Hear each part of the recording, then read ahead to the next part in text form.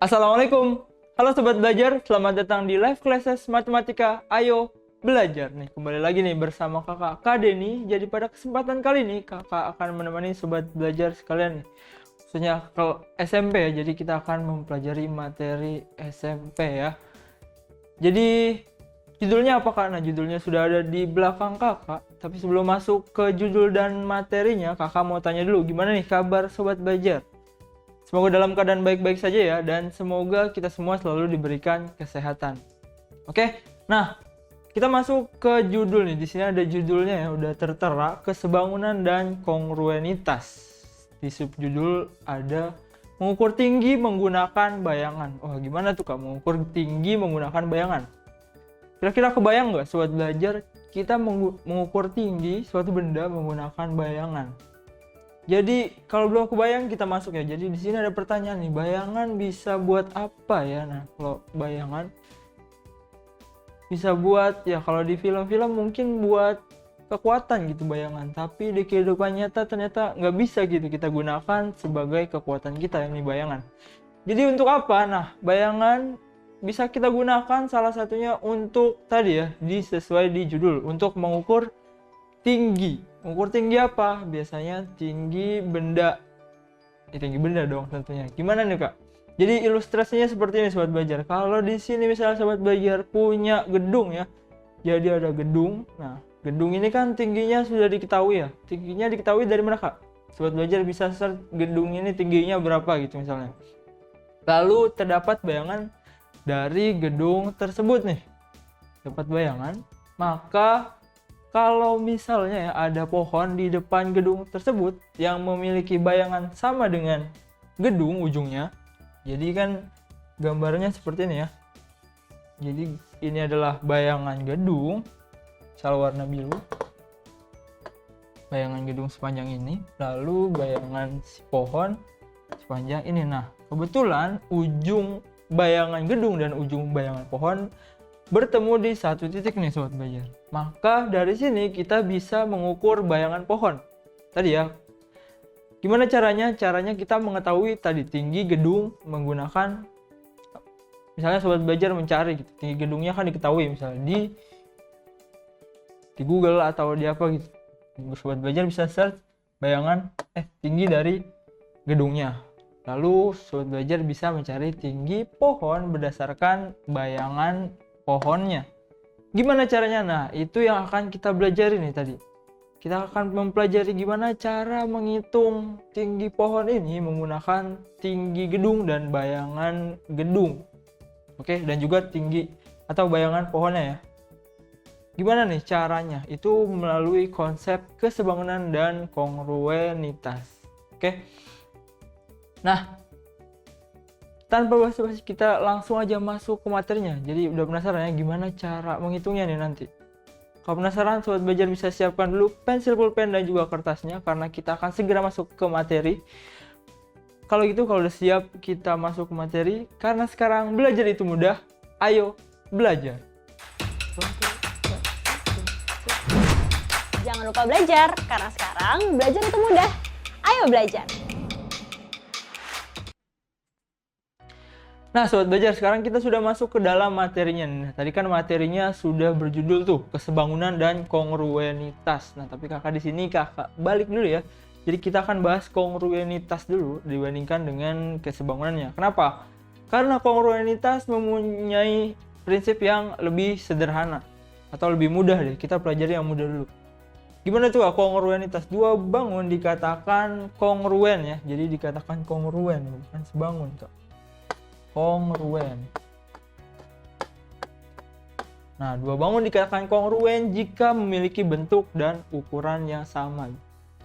Jadi gimana gambarnya? Nah, Sobat Belajar gampang ya. Kalau dua bangun harusnya berarti bentuknya sama.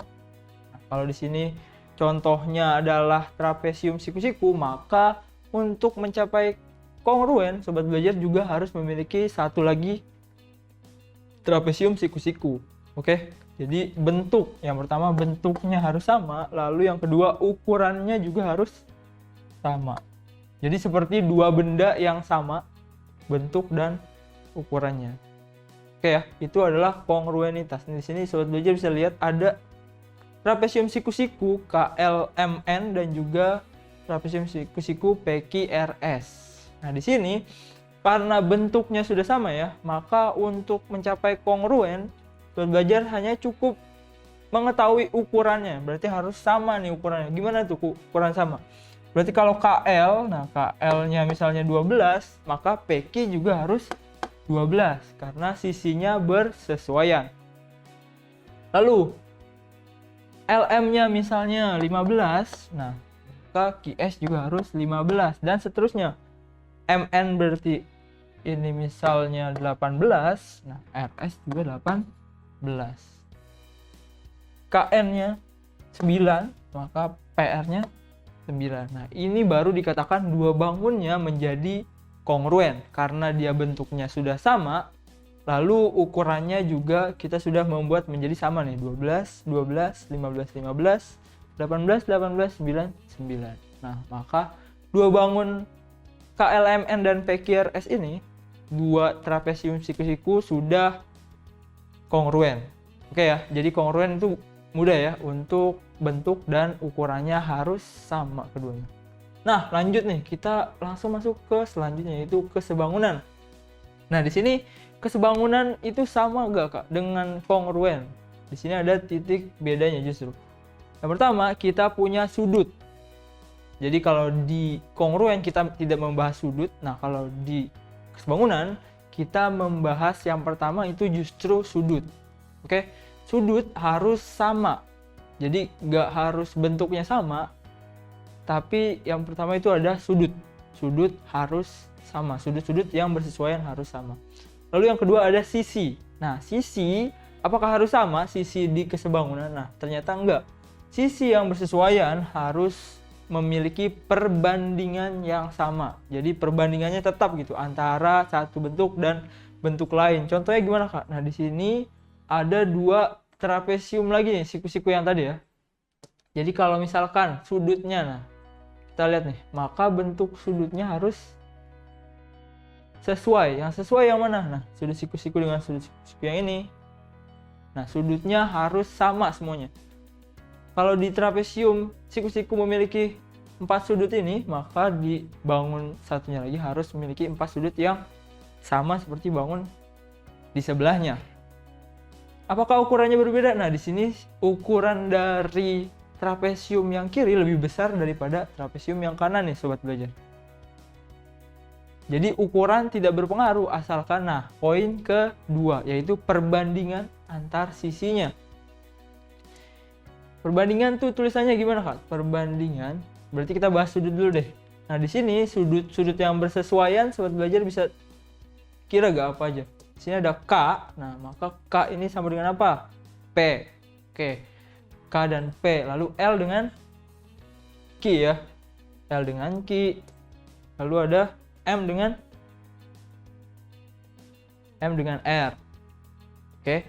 Lalu yang terakhir ada N dengan S. Nah, ini sudah diketahui 4 sudutnya sama nih sobat belajar. Maka untuk kesebangunan kita hanya perlu satu lagi, yaitu sisinya. Nah, sisi yang bersesuaian harus memiliki perbandingan yang sama. Maka sisinya mana nih? KL sesuai dengan siapa nih KL? KL bersesuaian dengan PQ. Maka KL dibanding PQ. Oke? Nah, harus sama kan? Perbandingan harus sama. Berarti sobat belajar harus bandingkan atau samakan dengan perbandingan yang lain. KL dengan PQ bersesuaian, maka dibandingkan. Lalu LM dengan QR. Ini sebanding, maka disamakan ya. KL banding PQ sama dengan LM banding QR. Dan seterusnya. MN banding RS sama dengan NK banding SP. Nah, ini adalah syarat-syarat untuk mengetahui bahwa dua bangun itu sebangun atau tidak. Jadi yang pertama ada sudut, ya sudutnya harus sama nih kalau sudut. Sudut harus sama. Kalau sisi itu perbandingannya yang harus sama. Jadi bukan nilai dari sisinya, tapi perbandingannya harus sama. Itulah kenapa. Nah, di sini ada dua bangun yang beda ukurannya, tapi ada hubungannya yaitu ke sebangunan. Oke, jadi kalau dua bangun yang beda ukuran belum tentu dia tidak mempunyai hubungan. Kalau dia memiliki sudut yang sama dan memiliki sisi yang berbanding sama, nah maka ada hubungannya itu ke sebangunan. Gambarannya gimana Kak? Nah, kita akan bahas lanjut ke segitiga nih yang lebih mudah deh. Tadi kan sisi sudutnya ada 4 tuh kalau trapesium, siku-siku. Kita masuk ke kesebangunan segitiga. Gimana? Dua segitiga dikatakan sebangun karena segitiga memiliki sifat istimewa sendiri ya. Jadi di sini yang pertama sisi-sisi yang bersesuaian mempunyai perbandingan yang sama. Nah, tadi ya sama dengan kesebangunan pada di awal. Membahas yang pertama sisi, yaitu perbandingan sisi harus sama. Nah, kalau di sini berarti sobat belajar harus lihat nih sisi-sisi yang bersesuaian mana aja. Nah, misalnya ini dengan ini sama. Nah, sisi yang bersesuaian harus sama perbandingannya. Jadi misal kalau kakak coret di sini tadi ya udah sama ya, ABC deh, ABC nih PQR. Nah, berarti sisi yang bersesuaian mana aja nih sobat belajar? Tadi ya ada sisi bersesuaian AC. Nah, AC bersesuaian dengan PR Kak. Lalu AB bersesuaian dengan PQ. Lalu yang ketiga kita punya BC bersesuaian dengan QR. Oke ya, jadi sisi yang bersesuaian harus memiliki perbandingan yang sama. Kita lihat di sini bahwa ukuran dari segitiga, dua segitiga ini berbeda nih sobat belajar. Sobat belajar bisa lihat ya. Jadi dua segitiga ini memiliki ukuran yang berbeda. Tapi kita mau mencarinya sebangun ya. Jadi masih bisa kita cari nih.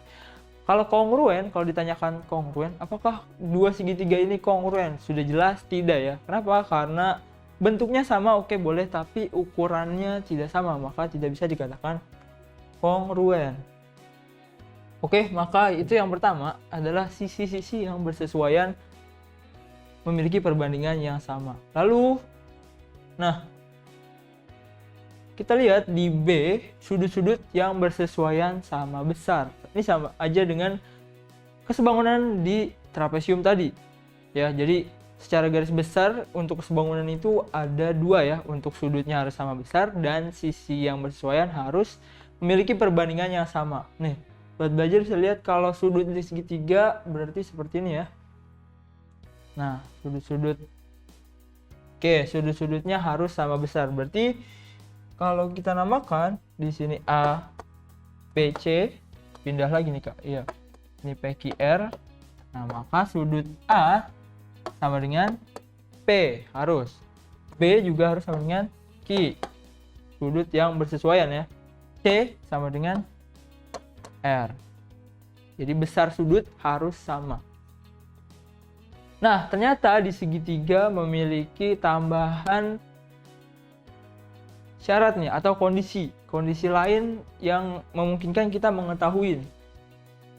Kan di antara dua tadi harus diketahui sudutnya atau sisi perbandingan sisi. Itu harus dua syarat. Nah, kalau di segitiga, sobat belajar bisa membandingkan hanya dengan kondisi yang seperti ini nih, di kondisi yang C.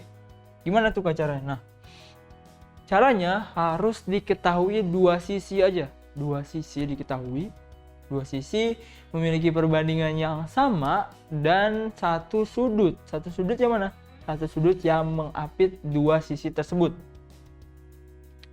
Oke ya. Nah, jadi sudutnya harus sama besar. Nah, dua sisinya memiliki perbandingan yang sama. Jadi tidak perlu tiga sisi diketahui, tapi dua sisi aja. Dua sisi dan satu sudut yang diapit. Oke. Nah, jadi gimana gambarnya? Sini misal ya, nah diketahui dua sisi ini nih, dua sisi diketahui memiliki perbandingan yang sama. Dua sisi memiliki perbandingan yang sama. Oke. Maka kita perlu satu sudut sobat belajar untuk membuktikan bahwa dua segitiga ini sebangun. Gimana? Kita perlu sudut yang mengapit atau diapit oleh dua sisi itu. Jadi dua sisi, nah maka membentuk sudut. Nah, sudut yang itu yang harus kita ketahui. Oke. Ini sisinya. Ini sudut yang diapit. Jadi ini kita bisa membuktikan dengan cara sisi sudut sisi. Segitiga sebangun. Oke ya. Nah, jadi paham ya untuk kesebangunan di segitiga nih sobat belajar. Sebangunan di segitiga menggunakan sisi sudut sisi. Itu gimana caranya? Tadi kita mengetahui dua sisi yang bersesuaian, itu harus memiliki perbandingan yang sama, lalu ditambah lagi kita mengetahui satu sudut yang diapit oleh dua sisi tadi yang sudah diketahui. Itu harus sama besar. Jadi sisinya tetap memiliki perbandingan dan sudut harus sama besarnya. Oke ya.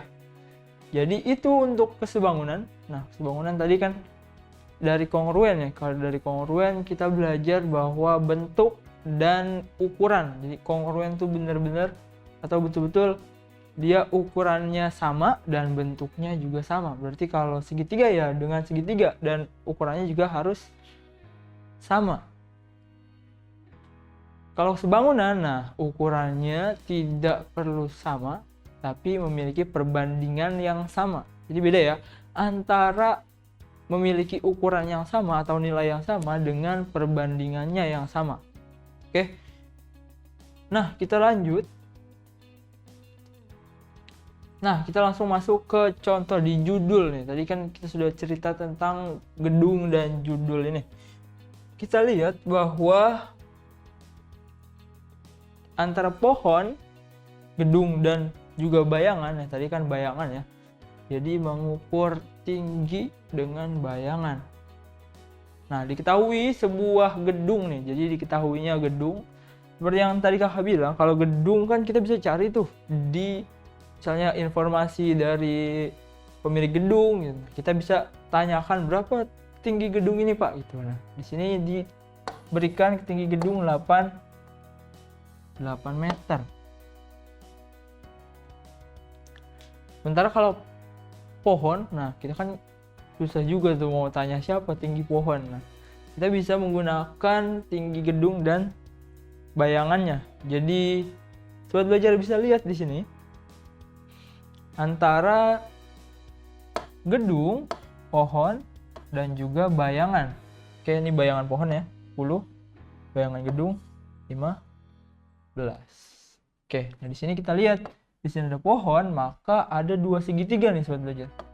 Dua segitiga, yaitu segitiga siku-siku. Oke. Dua segitiga siku-siku ini apa hubungannya? Karena hubungannya adalah dua segitiga ini harusnya sebangun. Kenapa sebangun? Karena memiliki dua sisi yang sebanding tadi ya, dan satu sudut yang sama. Dua sisi yang sebanding mana Kak? Ini ya. Jadi sisi ini panjang berbanding dengan sisi yang panjang ini berbanding dengan, lalu bayangan pohon, bayangan gedung dan bayangan pohon. Oke, jadi itu sebanding nih sobat belajar. Maka kita perlu nih untuk mengukur berapa tinggi pohonnya jadinya. Oke, kita bedah dulu ya. Jadi kakak hapus. Di sini kita punya 8, lalu 15. Misalkan ada dua segitiga 15 dan 8.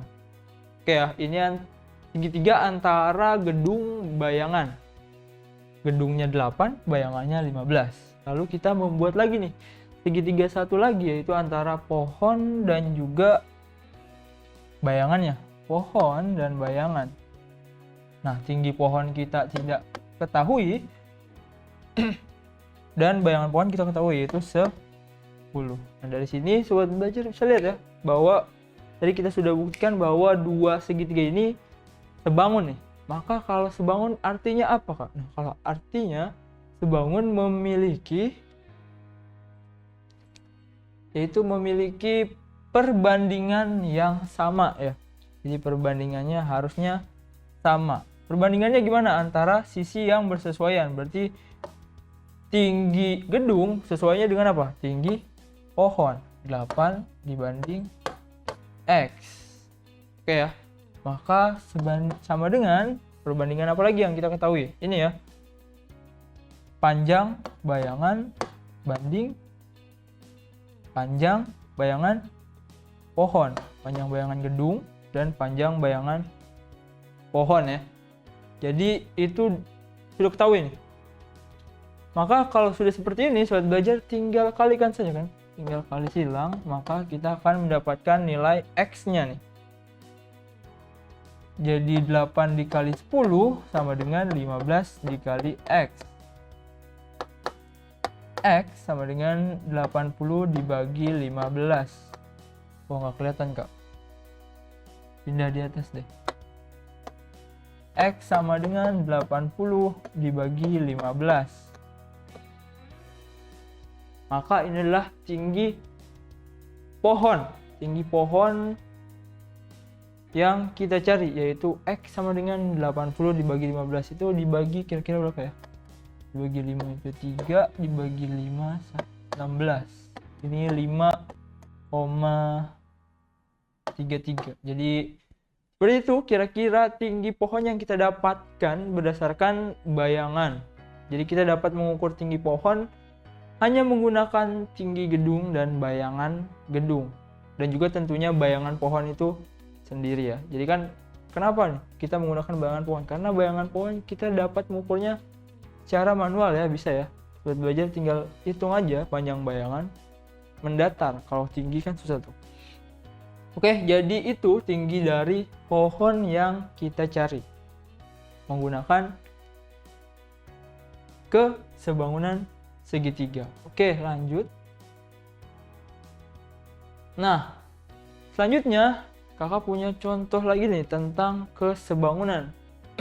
Sebuah foto ditempel pada karton sehingga pada sebelah kiri, kanan, dan atas foto masih tersisa karton selebar 6 cm. Jika panjang dan lebar foto adalah 20, maka lebar karton di bawah foto adalah, nah sobat belajar bisa lihat nih, di sini ada karton. Oh, tahu ada gambarnya mungkin. Oh iya, jadi ada karton lalu ditempelkan foto nih. Lalu diketahui kanan, kiri, dan atas. Kanan, kiri, atas yaitu 6 cm. Di sini 6 cm, sini 6 cm, lalu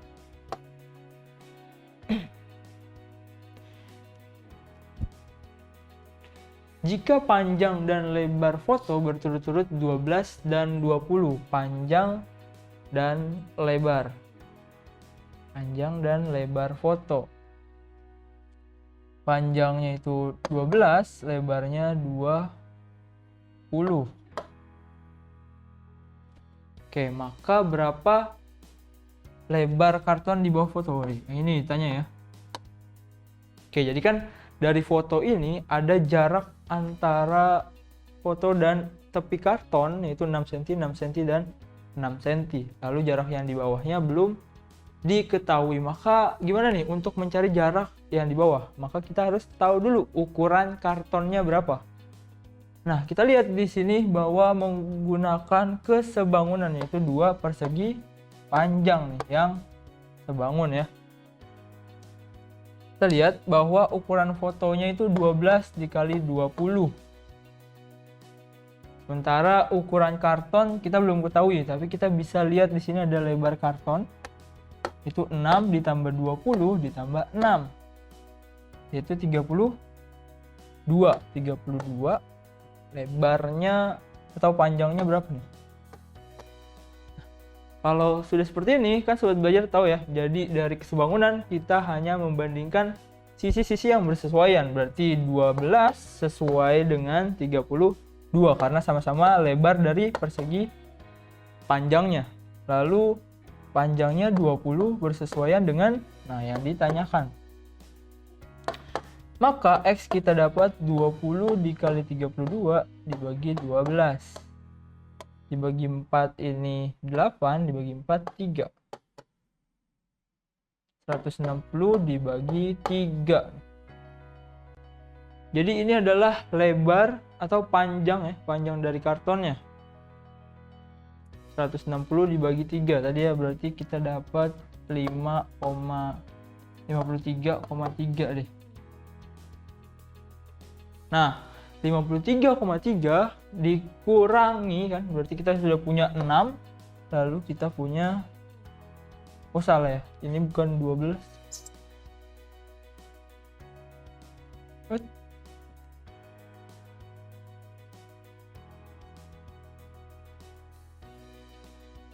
Oke, jadi tadi 53 deh, 53,3. Nah, panjang dan lebar karton ini 6, ini 20.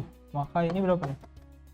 Oke, 53 dikurang 6 ditambah 20, 26. Maka kita punya 7, lalu 2, 27,33 cm. Nah, itu adalah jarak antara foto dan tepi bawah karton.